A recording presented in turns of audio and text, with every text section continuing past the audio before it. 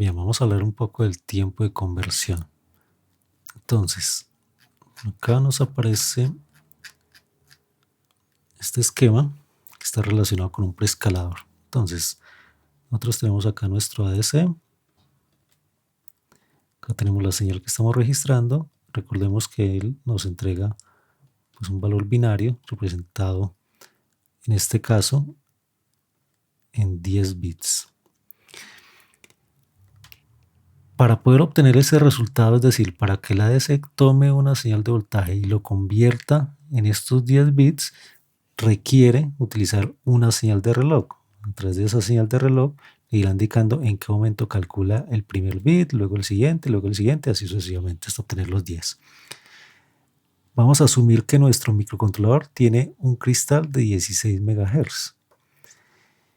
Y acá lo que nos dice el fabricante es que la frecuencia de esta señal de reloj que le inyectamos a la ADC tiene que estar en unos rangos definidos. Puede estar entre 50 y 200 kHz si queremos utilizar una precisión completa de 10 bits, o podemos aumentarlo hasta 1 MHz, pero ya no utilizando los 10 bits, sino utilizando solamente 8 de esos bits. Utilizaríamos 8 de esos bits. ¿Por qué? Porque vamos a despreciar los dos últimos bits. ¿Bien? En ese caso, lo que haríamos sería, al aumentar la frecuencia, estaríamos reduciendo el tiempo de entre muestra y muestra, y por lo tanto podríamos mejorar la detección de variaciones rápidas de la señal.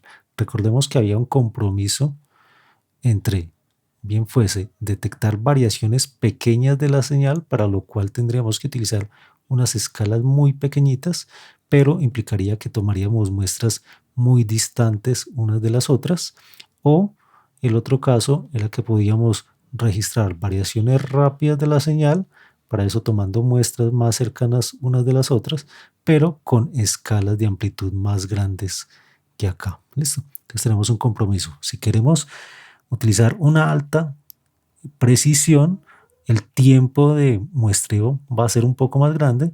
Si queremos registrar variaciones rápidas de la señal, entonces si queremos que el tiempo de muestreo sea pequeño, tendremos que prescindir de esta precisión y utilizar menos escalas, es decir, una representación de menos bits.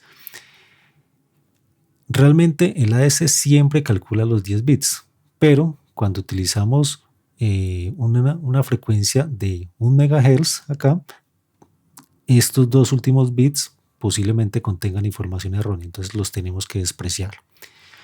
Como nuestro cristal del microcontrolador es de 16 MHz, no podemos inyectarle directamente esa señal de reloj a nuestro ADC, entonces para eso utilizaremos este preescalador. Entonces, si queremos utilizar, por ejemplo, la frecuencia de 1 MHz, podríamos utilizar el preescalador de 16. De esa forma, la frecuencia que le inyectaríamos a la ADC sería exactamente de 1 MHz. Pero si queremos utilizar la precisión de 10 bits, no nos serviría este 16 MHz, sino que tendríamos que buscar otro que nos permita llegar a una frecuencia de reloj entre este rango, entre 50 y 200 kHz.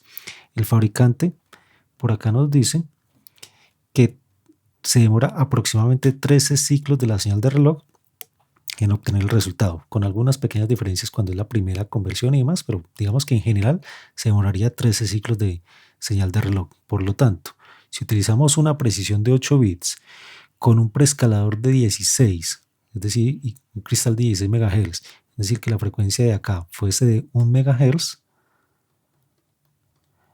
un ciclo de la señal de reloj sería 1 microsegundo, y entonces en aproximadamente 13 microsegundos obtendríamos el resultado.